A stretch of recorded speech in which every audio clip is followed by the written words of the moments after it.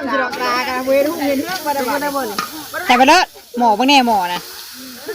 อันนี้ก็เนาะมันสิพระบ่หอมไปที่เนี่ยเนี่ยจับดีกว่าดิยังหมกผมใกล้ได้ลูกตกกาแฟได้บ่กาแฟมาชื่อตีนต๊อกตัวนั้นบ่ใช่ ตัวนั่นแหละตัวนั่นแล้วเอาว่าต้มอีกอ่ะ ชาวคนกับรวมกับเรามึงไว้จะคิดไปทำมือติดตาแล้วยังมาขวบกล้วยดิ เจ้านี่กลัวอยู่เงินผลไป3,000มาตึ๊กเลยการเดือนดีก็แค่น้ำมูกูไปหน่อยเนาะคือสิได้อยู่เลิกดอกตามมาได้อยู่ว่าเมื่อคืนนี่ก็ไปนอนกำลังเฮ็ดอยู่เฮ็ดกินอยู่ขวบมือให้ถามพระอ้วนให้คุยเจ้านี่ก็พี่น้องเขาให้ยังเขาว่าได้ให้กินเขาว่าจะเงินกิจการอื่นเจ้า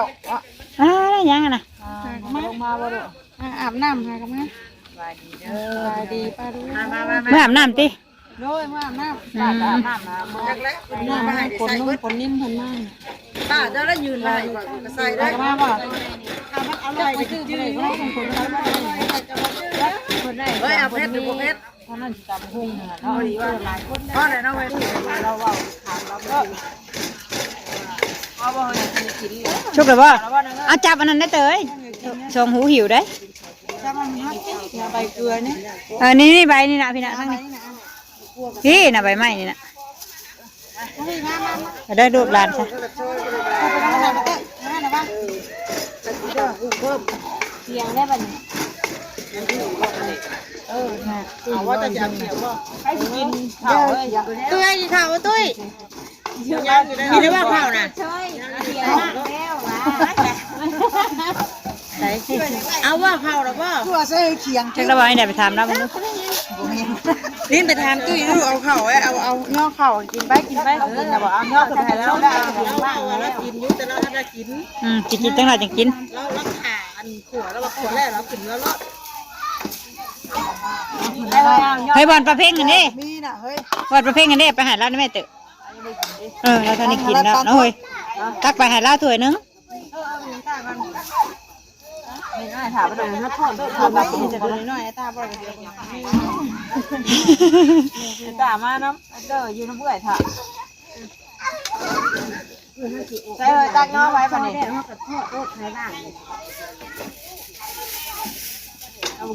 บ่อันใช้แชมพูคูนได้เฉย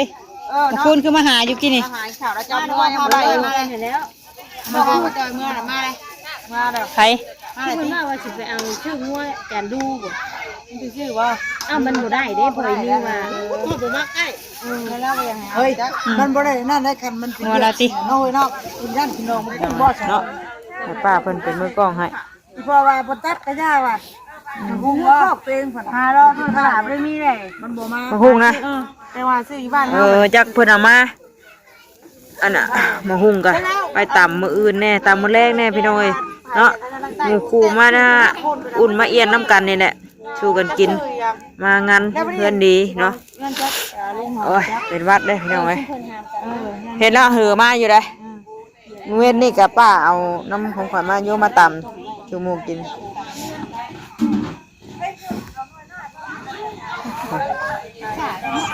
ตำหุงอยู่เปล่าอะไรติ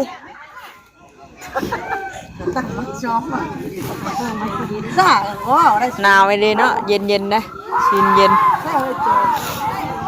คนกะกำลังมากพี่น้อยเนาะตอนนี้กะจากโมงแล้วเบิ่งก่อนเกือบ2 ทุ่มเลยเนาะ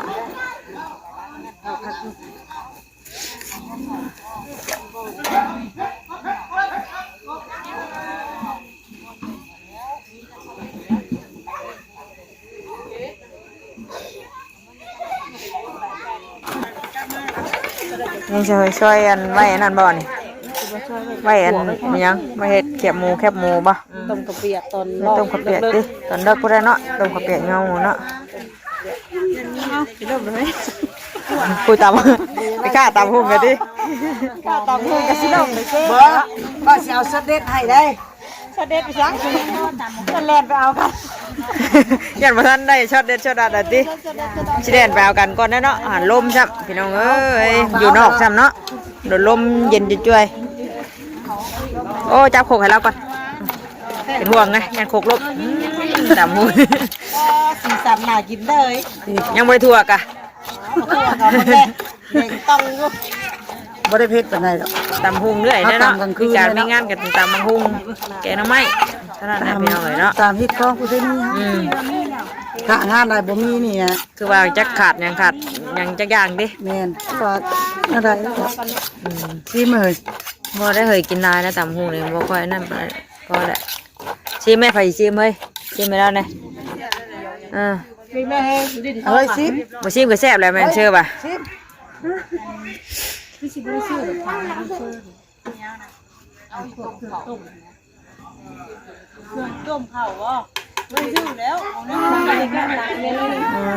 เจียวเองเท่านั้นนะเนาะนี่ก็สิเป็นมันหมูเพิ่น อะไรเฮ้ย เอาให้อาป้ากันช่วยๆเราก่อนปะ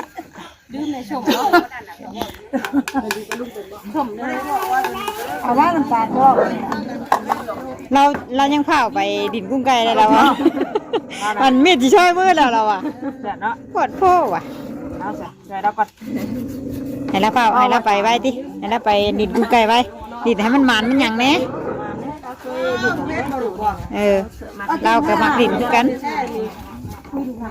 บ้องในห้องหลานเจ้า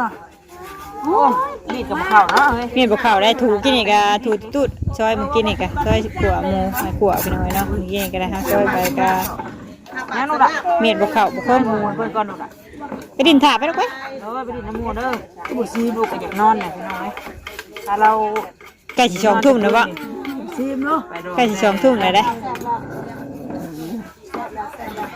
เก่ากับซ้ำนี่ก็ไม่นอนนะวะแต่เพื่อนกันก็เพิ่นสิเขียบคือช้อยหน่อยแท้ตึกถ้าพวกเราสิเขียบเนี่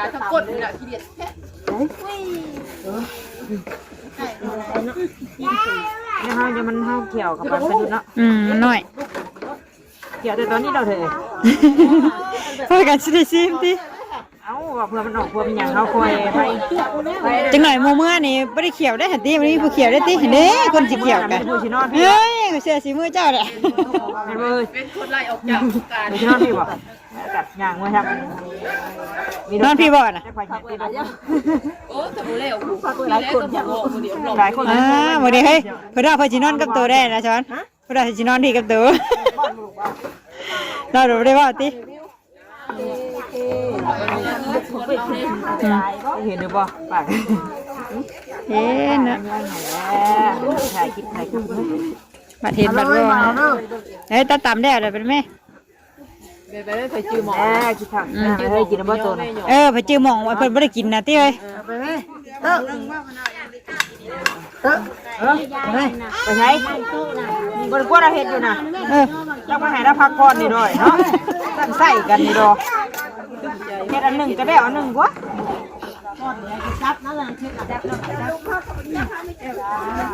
จักเสิร์ฟจักอันเป็นเชฟเหมือนเนาะตายได้ไหมนี่เดี๋ยวแต่ว่าจ้างคนเสิร์ฟวะแต่เป็นเชฟแล้วก็จ้างคนเสิร์ฟเนาะเป็นคนเสิร์ฟเอาไว้ได้แบบนี้ว่าหารบ้างเนี่ยแล้วว่าหาพันตาหนึ่งคุณเดือนน่าจะถึงนะอยู่แห้งโอ้ยเนาะเมื่อยนั่นดิติตอนย่อบุย่อโกทั้งนี้มันกินเมื่อไรมันจะเอาไปมันเสิร์ฟบัวทั่วได้เมื่อกี้เนี่ยนะมันคู่กันได้เมื่อกี้เนี่ยบอกได้ว่าเราชื่อแล้วนะไปตู้กันหาเอาไปแล้วว่าตู้กันหายังก็ตู้กันหาคนเดียวบอกบุกมาแล้วมาเลยมาแล้วไปตุ่มหน่อยนั่นมาเบิ้งไปครัวบัดเด้นี่เพิ่นต้องการนี่เพิ่นเฮ็ดเองเพิ่นดอกมั้ยเนี่ยอันนี้ดิมือเขียวบ่อนแล้วผ้าอยู่นี่เนาะเจียวมันก็บ่แห้งแล้วติจักชุบแล้วเจียวมันก็จักชุบแหละก็เราแห้งข้าวไปอยู่โอ้ยเนาะเราเลยเพิ่นพากันตำมังหุงมังเฮ้ยหัวหมูเนาะแก้วบ้านตำหุงหอยเนาะนี่จะพากัน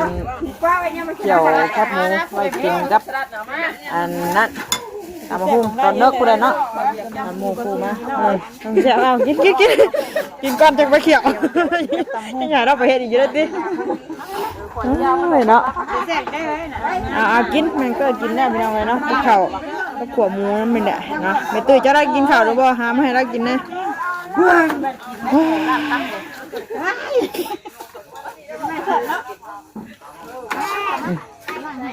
มีท่อเดินแล้วกว้างพี่น้องเลยเห็นอย่างก็ง่ายแน่มันสะอาดแน่เนาะกว้างกับมืออันไปงานลองมื้อเช้านี่ก็เดินก็กว้างแน่เนาะเห็นเวียกเห็นอย่างก็ง่ายมันเกิดกะบ่มีเงินมีคำซอยหันซอยนี่หมู่กูดอกพี่น้องเลยเนาะไปทางใดกะมีแต่ได้แต่อันนี้แหละเพื่อแห้งนี่แหละเนาะสวยซอยทำที่เฮาซอยได้เลยเนาะอย่างกะเพื่อแห้งนี่แหละซอยเวียกซอยงานจำเป็นช่วยกันคนละไม้ละมือเห็ดหันเห็ดนี่เนาะเพิ่นซอยโตซอยเพิ่นพี่น้องเลยงานบุญงานดองงานเพื่อนดอกเพื่อนดีเนาะผู้ไก่เคียงเฮาผู้เคยซอยเคยเห็ดเฮาก็ไปพี่น้องเลยแต่ผู้สิไก่อีดีกะเราจำเป็นปันไดเฮากะบ่ได้ไปเนาะเป็นว่าเกิดไอก็เห็นนี่กะกินอ่ะกินข้าวกินน้ำอะไรตากอะไรดิกินนะแม่กินแล้วกินข้าวแดงดิเอากระเจียวว่าใส่เมเตอร์ว่ะอย่าแล้วกินเลยเด้ไปกินเด้อ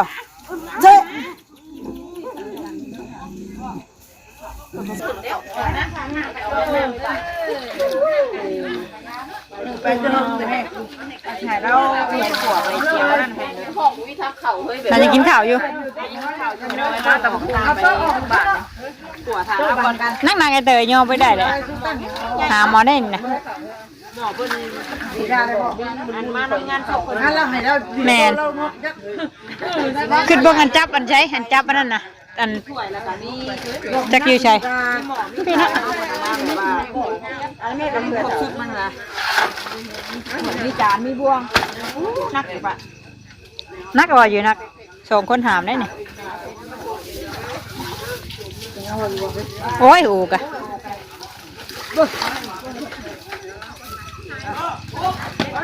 หามเธอปะหามเธอแล้วไม่เคยใครจะกินน้ำลายคนไหนใครจะให้มูหามด้วยโอ้เราเมืองเสร็จแล้ว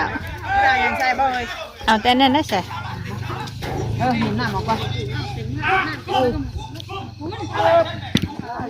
เต่ากันน้อยกับเต่ากับบักไงถ้ากับบักไงได้บ่ได้เอื้อมยังบ่เกือบเต็มเกือบพอดีพอเขาเชื่อว่าเจ้าเฮ็ดแซ่บแม่นนะออกจากไม่โอ้ยว่าโรเล่เห็นแหละไม่ใช่เดี๋ยวที่ฉันนะฉันไม่รู้เรื่องนะพี่น้องนี่มึงนั่นนะมึงซอยนั่นนะฉันเป็นคนช่วยชื่อใช่ว่าดูดีนะเฮ้ยท่านเนี่ยมาเลยเพื่อนไปจักดิโอ้ยอันนั้นใส่กันบ่เนี่ยนะเนี่ยป้าอันนี้เหมือนกันว่าย่อจนปวดแขนได้เตยกินให้ติมีเยอะจนปวดแขนได้ย่อขึ้นรถน่ะกะอันนี้ก็พอบ่พอแล้วเอาไปต้มกะปิเคยต้มกะปิบ่เอาเค็มได้ค่ะเค็มก็ยาแล้วเค็มอร่อยติไม่จะไปที่แล้วนะทอดแล้วก็ออกมาพักประมาณสักครึ่งชั่วโมงกับคนนอนคนทอดต่อคนนอนกินเฮ้ยเนาะแค่เพิ่นได้สินอนก่อนเอ้ยเมียนอยู่เฮ้ยคืนนี่ก็ไปก็แต่เช้าเนาจะบอกกินน้ำมันบ่ออกได้ป่ะคนมีสูตรเพิ่นคนเฮียนมาจากตาจักมันยังอันนี้สิตามมันบ่น้ำมันเฮ้ยจะเป็นตัวหม้ออันละโจมจะมู่ไม้ใช่ป่ะเอากาแฟมาหน่อยเฮ้ยตอบตามคนนอนนะบ่มันแห้งแล้วสุดตากันเวรุเงินบ่ได้บ่แต่บ่เลิศหมอบ่แน่หมอนะอันนี้ก็เนาะมันสิเป็นพระบ่บัดคือบัดมากหมอกันที่แหละเนี่ยจับบัวดินี่ว่ายังหมูผมใกล้ได้ลูกโต๊ะเก้ได้บุกเบลมาชื่อตีนต๊อกตัวนั่นว่าใช่ตัวนั่นแหละตัวนั่นเนี่ยแล้วเอาว่าต้มอีกอ่ะต้มไม่บ่คือหลายนี่ ก็ไม่แล้วคุณหมอนั่นคุณหมอจะหมออะไรนะเชฟนี่บริกินเชฟที่ต่อเขาจะให้ดิคนที่เราจะได้เชฟคนที่มัน เสือเดะวะ งานอะไรก็จะไปรถมาดิคนคู่แล้วมันจะใจไปเริ่มงานนี่เชฟนี่เด้ออยากกินอยากตีต่อก็หาได้ได้เรื่องที่ของก็ได้ต่อก็ต้องเครื่องได้เฮงคนจักเลยเชฟต้องกินเชฟเลย เอาออก ไป ปัน เฮงคนว่าคนเชื่อเชฟนี่เลยเย็นเย็น เดี๋ยวเชื่อหลายได้นี่น่ะ เอาหวานได้ดิเอาเห็นว่าเราเต้นหมอน้ำหอนกินนี่นะเราจะกินกาแฟหมอน้ำหอนต้มกาแฟปะ หมูต้มน้ำกาแฟเด็กกิน ต้มกาแฟตั้งแต่เว้นบุติป่านนี้ยังไม่ได้กินบ่ อันนี้วันน้อยเดียวป่ะ อ๋อบอย ได้เดี๋ยวเอากาแฟมานะน้ำไม่กลัวนะ ไปจัดการด้วยนะติ กินน้ำน้ำมาดูไปเอาให้หมาที่นี่แล้วน้ำมัน ใช้เห็นบ่เอาไป เอาเฮ้ยคือแตกมาเนี่ย แต่ระวังมันพุ่งใช่เด้อ ปลาไว้ก่อนเนาะพอคนมันเนาะไม่ติดดอกยังติดหน่อยแต่น้ำมันหนกมันจะก้นเชฟผมจะก้มแบบการถึงก็จะไปทางร้านที่เชฟไม่ขอเลยนะเขาเท่าไหร่คุณได้เชฟเขาจะเจ้าอันต้นอีกเอาเฮ้ยเอาปลาไว้ก่อนไปหน่อยก่อนเนาะอันยังหาว่าข่าวป่ะ ย่ออีกก่อนเชฟก็ย่ออีกก่อนเลย สักหน่อยมึงเนี่ยนะมันแตกเลย แต่ว่า แตกกันแล้วนะระวังเด้อห่อเด้พี่น้องเอ้ยมึงเนี่ยให้กว่ากระทะทองแดงบัดน้ำมันหมูน้อยเดียวมันจะได้ง่ายเนาะมันเขาจะค้นง่ายๆไปแห้งพดบ่ชดไว้เนาะจะง่ายแล้วให้น้ำมันออกจะพักนึงก้อนเขาจะมาคนอีกบัดเอามันจะใหม่ก่อนมันน้ำมันออกได้ดิอันผู้ที่ไปจับงัวจับเงี้ยเพิ่งเองจับบ่ได้ดิเป็นยังนู่นล่ะโอ้ตักให้น้องกินกบอ่ะมึงหยาปักแข่งเพิ่นพี่น้องเอ้ยมึงเนี่ยมึงอาบน้ำนะมาใหม่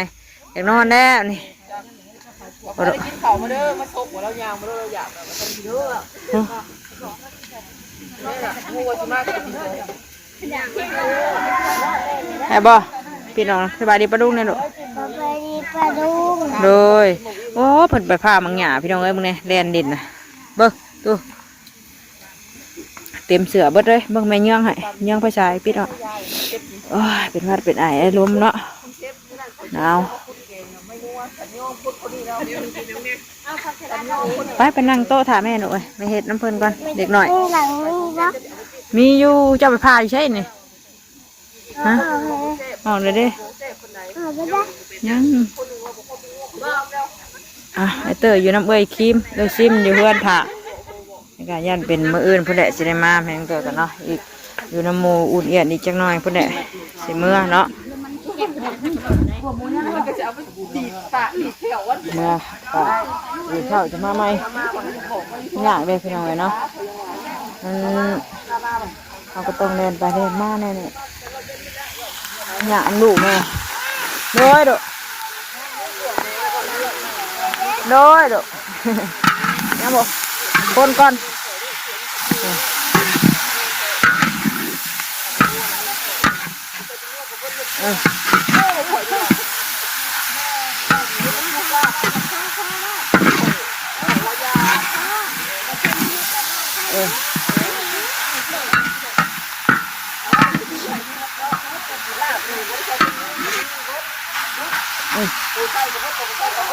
หน่อยก่อนเนาะคนไปคนมา หลายคนเนาะหลายคนก็ เปิดเอาไว้ใช้แล้วมันมีบุญ ข่อยเลยเว้ยเราไปบ้าน ตอนเลิกอีกจักหน่อยเพิ่นว่าสิต้มข้าวเปียกบ่ด้วยได้เนาะสิมีต้มข้าวเปียกตำบักหุ่งเนาะดูกันกินอื่นเพิ่นได้สิได้อันมีสิมีไข่กะมื้ออื่นก็เป็นมื้อสงกรานต์แล้วพี่น้องเอ้ยเพราะว่ามันเจาะกับบุญเนาะบุญกับบุญเป็นญาติพี่น้องเดียวกันนี่มื้อบุญกับมื้อวันพฤหัสมันมื้อทำสิเลยวันพฤหัสไปกะเป็นมื้อวันเสาร์พี่น้องเอ้ยเนาะมันก็เลยได้สงกรานต์เราไว้แน่เนาะก็ขอแสดงความเสียใจกับครอบครัวของแม่น้องนิวบาบุญสารวัตรเพิ่นเนาะแล้วก็แม่ตุ้ยพี่น้องเอ้ยที่สูญเสียหัวหน้าครอบครัวไปอย่างเช่น พอแขกเนาะก็ไปอยู่ภพภูมิที่ดีไปบนบ่ทุกข์บ่ยากแล้วกันเนาะบิดทุกข์บิดยากบิดเวรบิดกรรมเนาะพี่น้องเอ้ยเอาคนอยู่ข้างหลังก็มีแต่ว่าสู้ๆกันนั่นแหละเนาะผู้อยู่ก็สู้ต่อไปผู้ไปก็ไปตามทางของเพิ่นเนาะว่าซั่นซะพี่น้องเอ้ยเอาก็ได้ผู้ยังอยู่ก็สู้ต่อไปคนเฮาก็เนาะไปซั่นว่าลายยายห้างบ่ลงเอ้ยคลิปนี้ก็ฝากพ่อแม่พี่น้องเป็นกำลังใจให้แม่น้องเตอร์คือเก่าคือเดิมเนาะที่สำคัญก็บ่ข้ามโฆษณาให้เด้อพี่น้องเอ้ยคลิปนี้ก็มาซอยเวียกซอยงานทางเพื่อนแม่น้องนิวเพิ่นเนาะงานเพื่อนดีพอแค่ไปลาพี่และน้องเพียงสำนี้ก่อนสบายดีเด้อเนาะ